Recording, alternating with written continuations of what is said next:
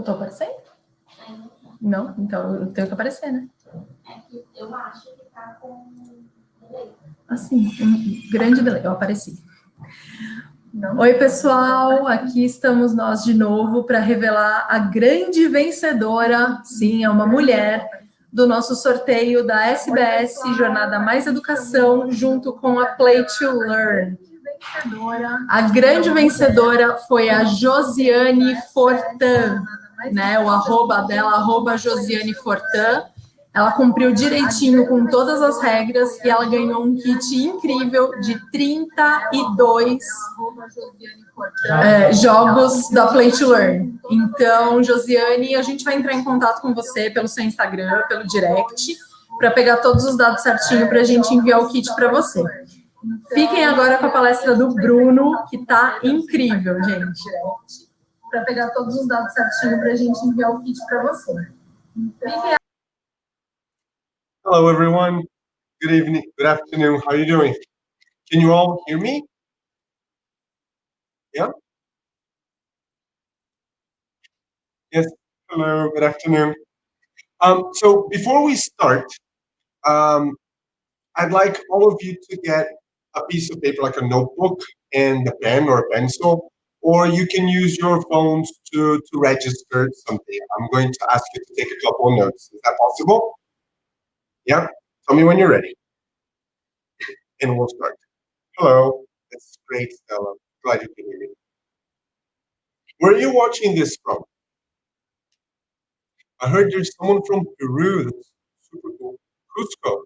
Good afternoon from Cusco. Okay, Caja's ready.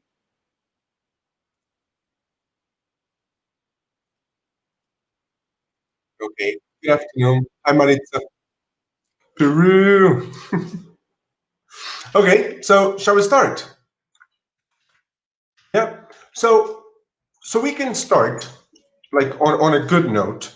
We're going to do this as we usually do with our students in listening activities. I'd like you to read these sentences and check true or false on your notebook or cell phone. Okay, you don't have to share the answers in the group. If you want to, feel free, but you don't have to. I'm breaking up. Okay, I'll try to speak a bit slower. Okay, so write down your answers for this activity. So true or false. A game involves outcomes and conflict. Games always involve competition. Games naturally positively impact motivation. Conflict, outcomes, and decision-making can motivate students. Rewards can promote cheating. And rewards are an effective tool to motivate students. Okay? Have you got it? Got your answers, true or false? Okay, so the idea is that this activity can activate your prior knowledge on games, gamification, learner motivation, and throughout the session, you should revisit your answers and see if you change your answers by the end of the session or not. Okay, if you don't change your answers, I'm sorry. But if you do, like that means like we could share something and you learn something. Hi, Marcia.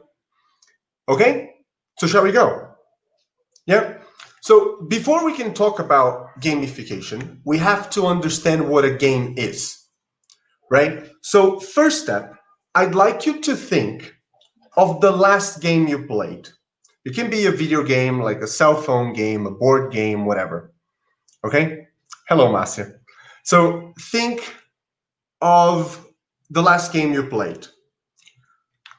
Naki is a game designer, and in 2014, he systematized the elements of a game, the characteristics of a game, which are decision-making, which means that a game involves the player making decisions, and good games, like the best games, the best games are those in which the player's decisions directly and greatly impact the end of the game, the results of the game, right? So if you're familiar with video games, like the coolest games are those ones that you play and the actions you take throughout the game impact the ending of the game.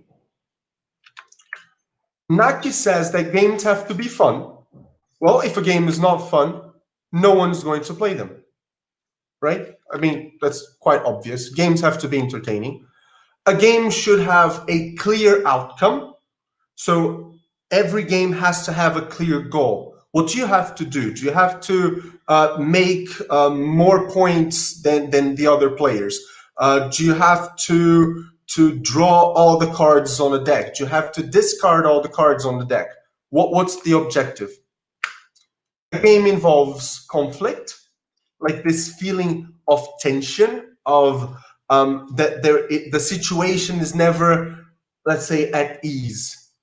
So there is this tension involved. There is conflict between players, and sometimes between the players and the game, right? Players don't necessarily have to compete. And games, they have very clear rules, right? So when you're playing virtual hug, that's sweet. So when you're playing a game, you have to understand the rules of the game, right?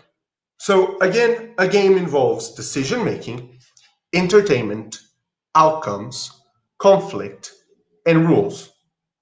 So what we'll see is that, so back to the entertainment part, according to Suits, this is from 1978, he said that playing a game is the voluntary effort to overcome unnecessary obstacles, in the sense that you play a game because you want to take part in the game. It's not because someone told you to play the game. It's not that it's mandatory, but because you want to, because the game is fun in itself, right? Those are the elements of a game. And here we're going to discuss what is not gamification. There are many sources about gamification, saying the elements and how to do it, and what elements you can include in your classes so that they feel gamified. Some of which we're going to discuss. Gamification is not bringing games to class. So the idea is not finding real life games and bringing these games to class. That's not the idea. It's not bringing a PlayStation to class. It's not bringing the game of life to class. It's not bringing a set of cards to class. That might work, but that's not the idea of gamification. Gamification is not using games as time fillers. The idea of gamification is transforming the classroom activities that you already do and that you know that work, activities with a clear linguistic goal, a clear communicative goal, and you add game-like elements to it so that it feels like a game. So it's gamifying teaching and not using a game when you have 5 minutes left and the lesson plan is over. Gamification is not fostering competition, which means that games don't have to be competitive. And in my opinion, games should not be competitive, because whenever there is a competitive game, wherever there is competition, you have a winner or a small group of winners and many losers. And losing is not fun. Being defeated, being beaten is not fun, is not exciting. So this idea of transforming games from competitive to cooperative happened in the field of physical education. Researchers in the field of physical education, they realized that all sports were competitive. And they started questioning if that had to be so. Do games really have to be competitive? All of them. And then here's a challenge to you. Which is the one sport that is not competitive? And of course, that you don't do it alone. Challenge. A sport that is not competitive.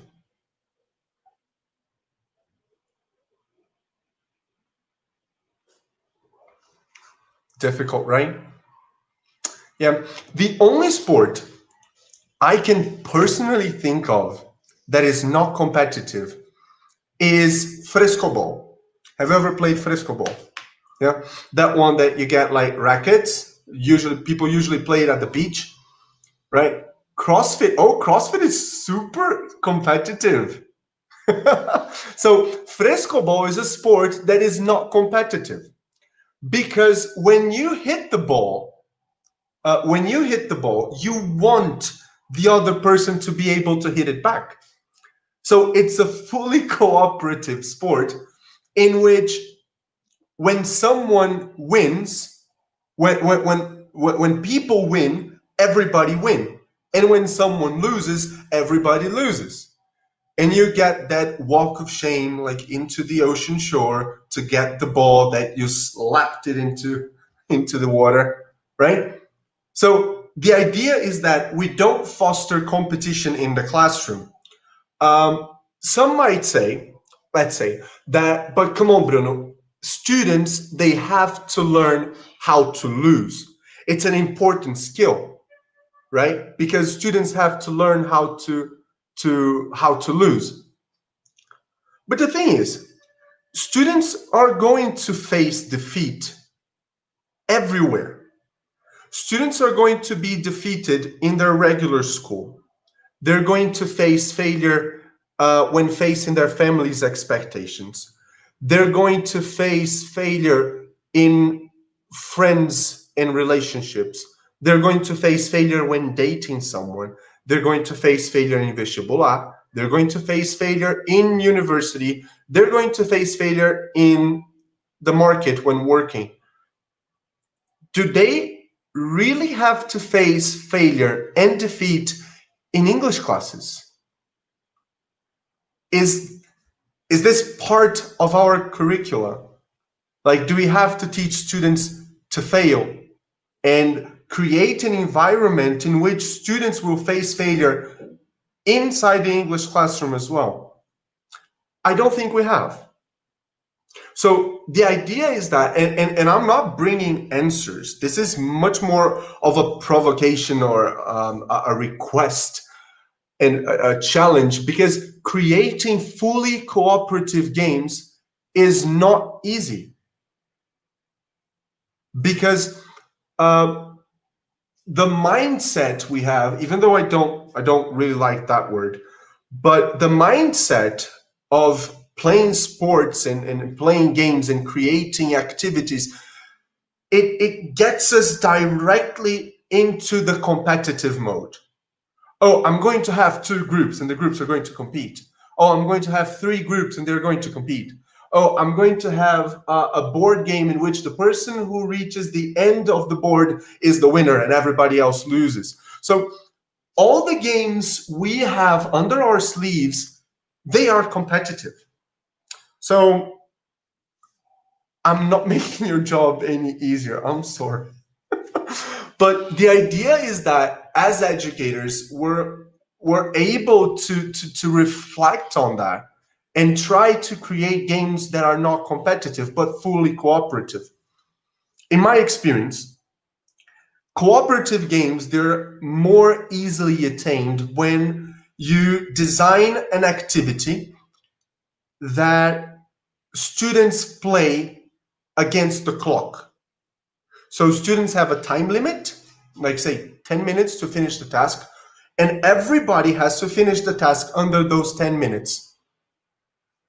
And well, I wouldn't project, like I wouldn't have the timer so that they can see it, but you could have it on your phone and you control the time. Because remember, we want to keep the feeling of, oh yeah, the game, the escape room games, they are fully cooperative, right? If you can't escape, everybody loses. Great, I like that.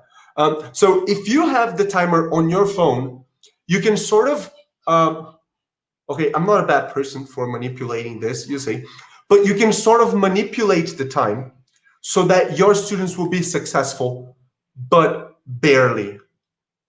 So for example, say you give students 10 minutes to complete the task, and you realize that they won't be able to complete in 10 minutes, but maybe in 11, you just pause the timer for a bit, let them work, let them get close to finishing, and when you realize that they're about to finish, tell them like 15 seconds so that you get the tension that Naki was talking about, remember?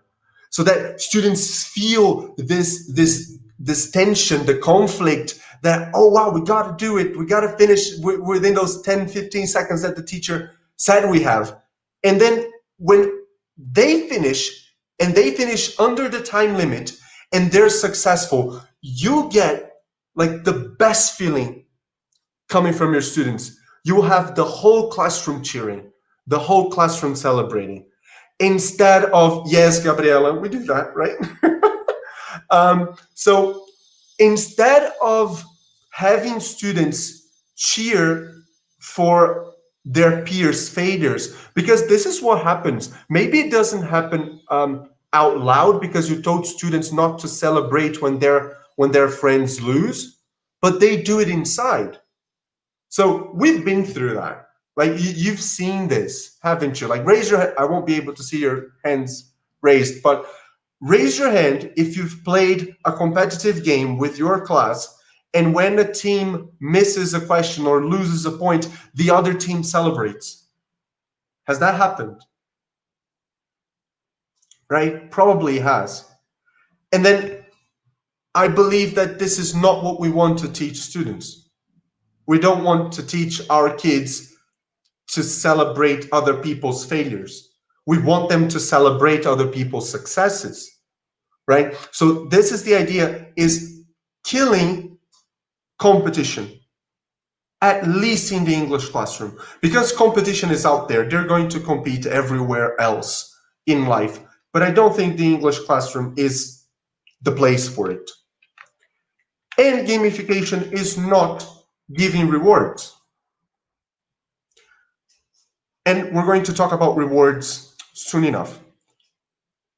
What is gamification then? And this, in my opinion, if you want to get this, and then nothing else from this point on, is that gamification is not bringing games to class, is not using games as time fillers, is not fostering competition, and it's not giving rewards. Gamification is getting game-like elements, as in clear objectives, rules, conflict, decision-making, and adding these elements to the classroom activities you already do, that you already know to work. And then what you get from your kids is the sentence, teacher, a gente pode jogar aquele jogo da semana passada? And then you will look at them like, what game? And then they will describe your classroom activity that you gamified as a game. And you go like, huh, yeah, sure. And the game you created was a fully communicative activity to activate the linguistic features and the functions you taught that whole week. And students are asking you to do that again. So how cool is that? Now let's dive deeper into rewards, because whenever you hear about people saying gamify stuff, gamify the company, gamify universities, gamify your classrooms, gamify activities, they're usually talking about giving rewards. And I'll show you what research said about giving rewards. So how does that work? How do rewards work? Mark Lepper did a very interesting study, a very small study, to be honest, with 51 kids. They observed many kids during free play and they chose the kids who would choose to draw willingly during free play. So they got 51 kids who would draw and color during their free time. So the only prerequisite for the kids to participate in the study was that these kids loved drawing. What they did was they separated these 51 kids into 3 groups. The first group knew that they were getting a reward. So the researcher told these kids, look, I'd like you to draw me something like super beautiful, super cute and creative. And after you do it, I'm gonna give you a piece of chocolate. The second group didn't know about the reward, but they were rewarded at the end. And the third group, the control group, did not get rewards. Again, all 3 groups were asked to draw, which was an activity that the kids enjoyed doing. The results.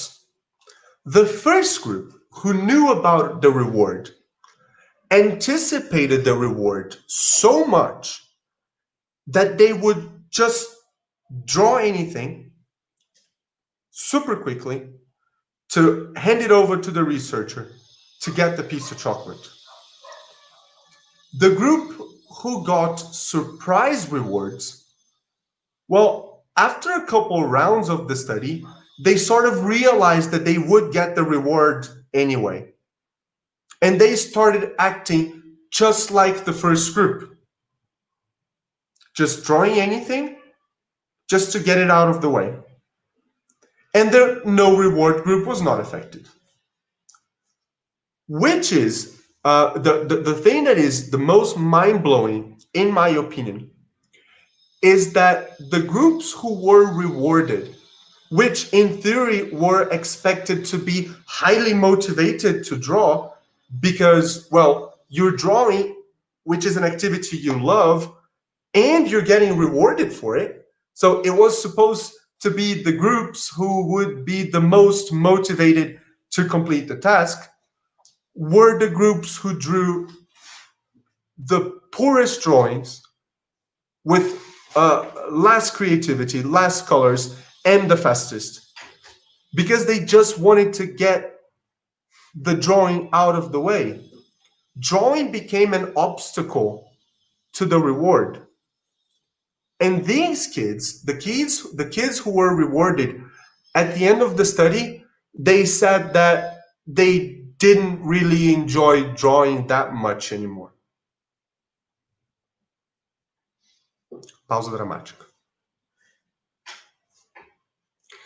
I mean, so rewards didn't only not motivate them for the task, but it sapped their intrinsic motivation towards a task they already loved.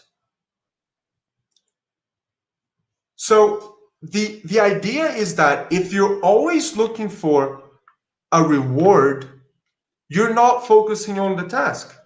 You want the reward, right? Learning the language, exactly, Suri. The idea was that learning a language had to be more fun than getting the reward, right? And then, well, you might say, but Bruno, whenever I give my students rewards, they feel very motivated and they super do the tasks.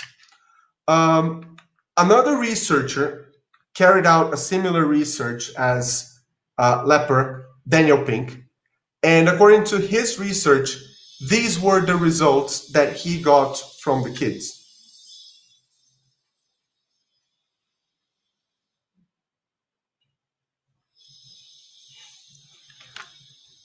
As Lepper saw it, as Lepper found out, rewards cripple intrinsic motivation.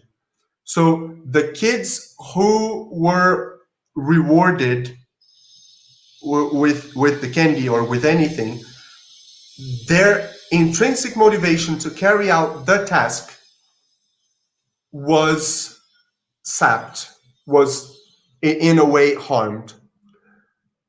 Rewards can become habit forming. Daniel Pink said that when we reward children, they feel, they become reward torpedoes, in the sense that the kid would do something and expect a reward right there.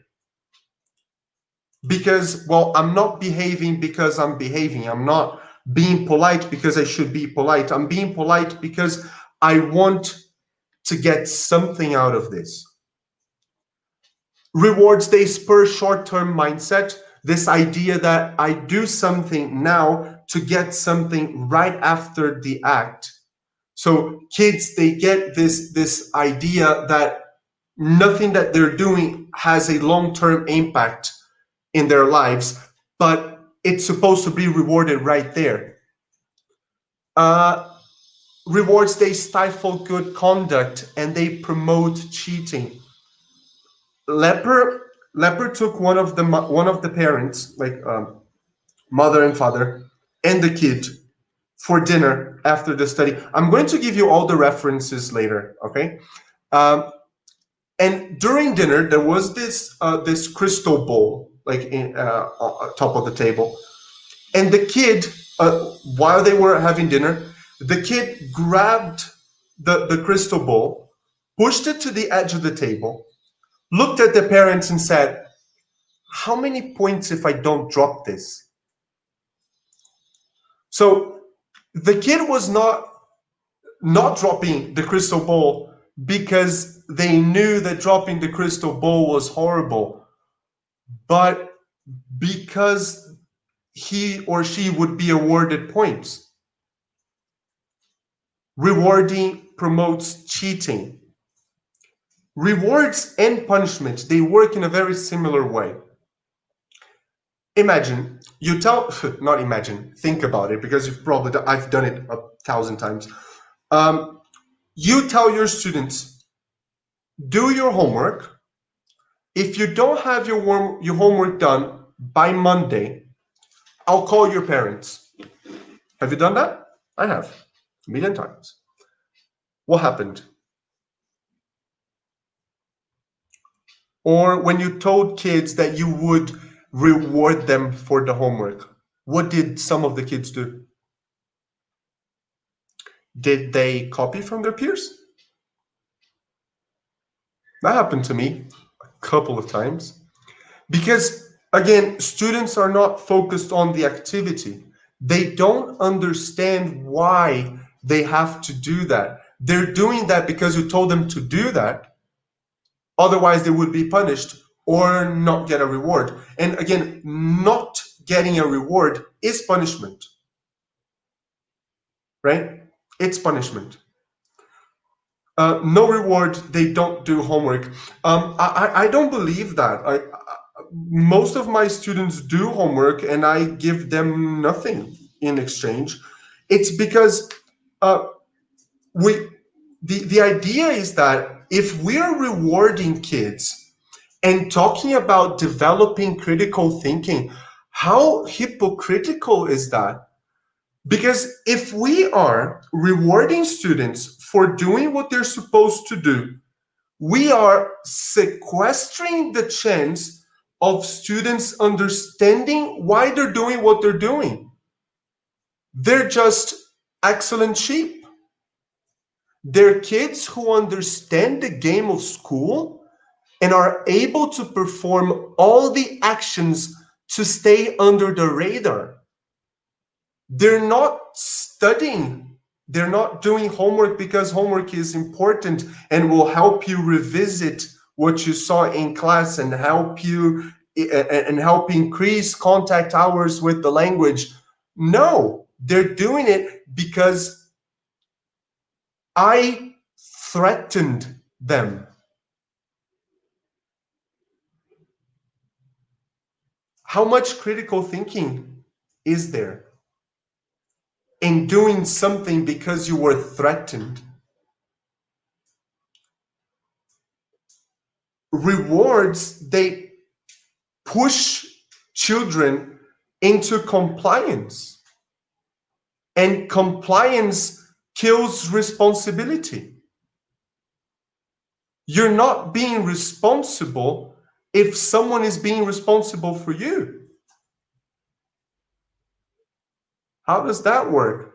And I believe we are in a society that is so marred by reward systems and being rewarded right after we do something good, that I feel contaminated by this feeling of I deserve a reward. Like I've been to courses and to webinars because they would give me a certificate. If the webinar would not give me a certificate, I wouldn't go. Because I was much more interested in getting the certificate to show my employees that I did go to the webinar than on the course itself. Most of my college experience was focused on getting the diploma. When I'm driving and there is a speed trap, I'm driving at 100 kilometers per hour. I see the speed trap. I slow the car down. I go through the speed trap very wisely. And then 10 meters after the speed trap, I push the gas down again. Because my fear is not dying, is not putting my life and the life of the people inside my vehicle at risk, because this critical thinking was not developed in me. But my fear is being punished by a speed ticket. How silly is that?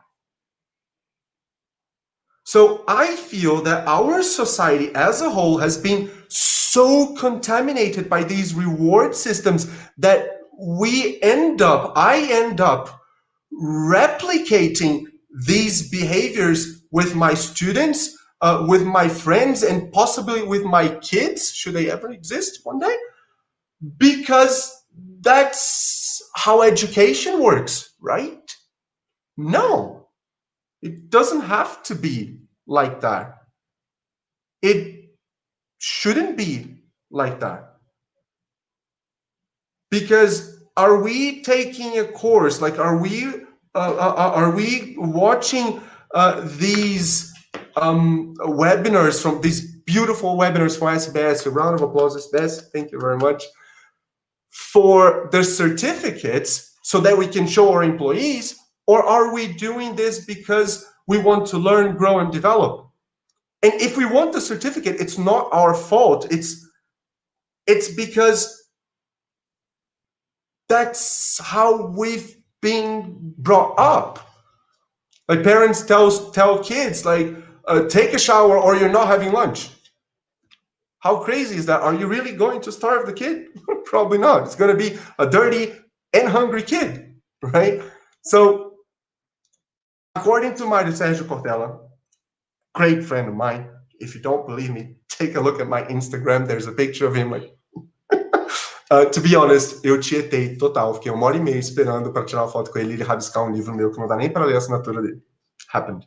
But he said that motivation is a door that only opens from inside, which means that you cannot motivate people. It's impossible. If we could motivate people, everybody would be eating super healthy, hitting the gym 7 times a week, and running a marathon, because motivation coaches are everywhere. So if we cannot motivate students, but we can easily demotivate people. So this is the catch. We cannot actively motivate people, but we can demotivate them very easily. Rewards, for example, are one way of demotivating people. What can we do? According to Lepper, e esse é o pulo do gato. Olha que legal. Motivation, intrinsic motivation, is motivation that someone has within themselves to complete a certain task. This motivation often comes from the aspects of the activity and the interaction that the activity has with the person. I cannot motivate my students, but I can design my own tasks, my classroom tasks, so that it has aspects that through the interaction, through the interplay between students, material, classroom environment, that this activity will be intrinsically motivating. Follow me. And here's where I believe gamification works wonders with motivating students towards learning. Let's review a bit. Naki, the game designer, remember that? He said that games involve entertainment, conflict, decision-making, and outcomes. On the other hand, Lapper points out that motivating activities, motivating tasks, aspects for intrinsic motivation are... Olha aqui, gente, muito orgulho desse slide, bonito. Ó. Lepper says that motivation involves enjoyment, interest, control, and a feeling of competence. Isn't it beautiful? Because if a game has to be entertaining so that students choose to take part in it and don't feel obliged to do it, according to Lepper, it has a feeling of enjoyment. So students will have fun while doing your task. The feeling of conflict brought by the conflict and the tension in the game affects students' interest. If there is tension, if there is a time limit, there is conflict, there is interest. If there is decision-making, I feel that I'm in control, and feeling that I'm in control of the activity, of the outcomes of the activity, will motivate me to carry out the task. If a game has clear outcomes, when I reach the outcome of the game, when I complete the goal of the game, I will get the feeling of competence. So I will feel that through my own actions, control, and decision-making, my team and I reached the utmost goal of the game. We reached the objective and we succeeded. We didn't fail. We didn't compete with another team, but we pulled our efforts together and we won. And this is the feeling I'm going home with. The feeling that while cooperating with my peers, we can attain victory. And not the feeling that I was defeated, because that kid is the teacher's pet and he always wins. No, I'm going home feeling that I won. And that's awesome. Come on. So can we go back to the true or false that we started with? Yeah. Rewinding. A game involves outcomes and conflict. That's true. Those are two of the elements of a game. Games always involve competition. Not necessarily. Games can and should be cooperative whenever possible.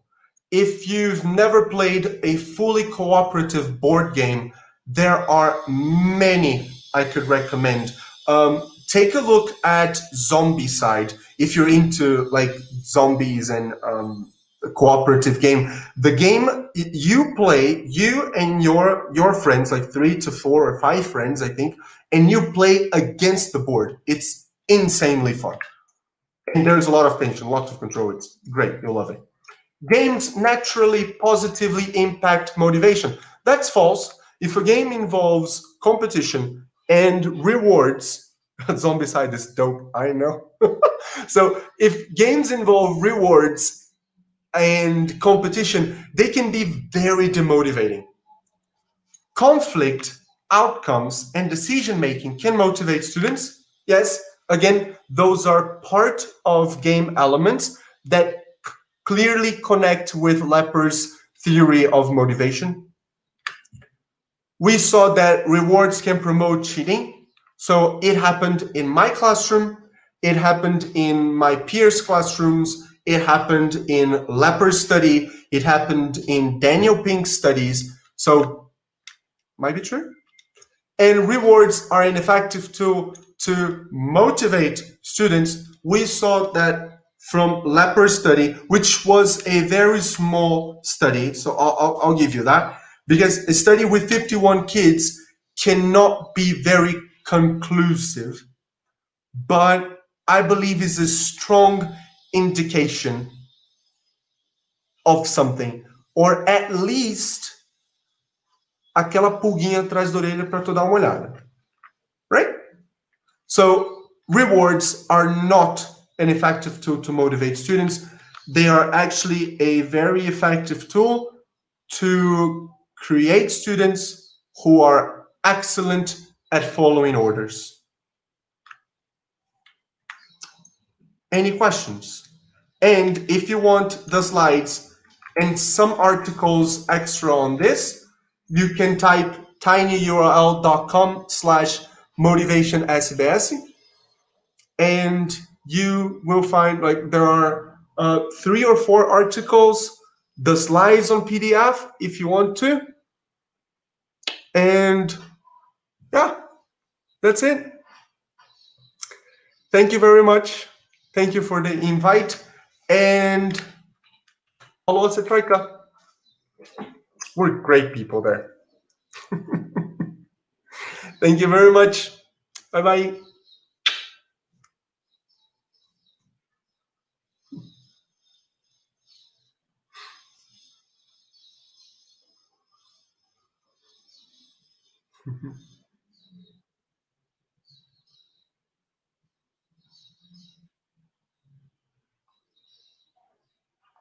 Yeah, Troika members, join us.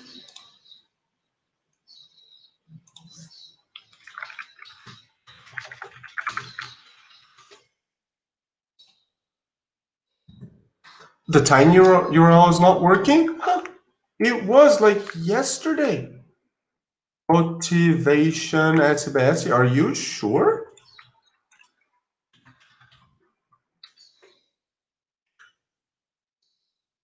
/.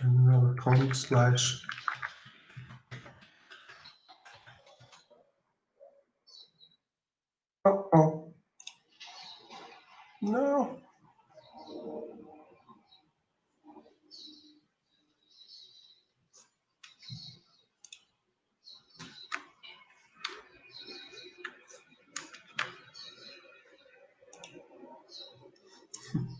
Thank you.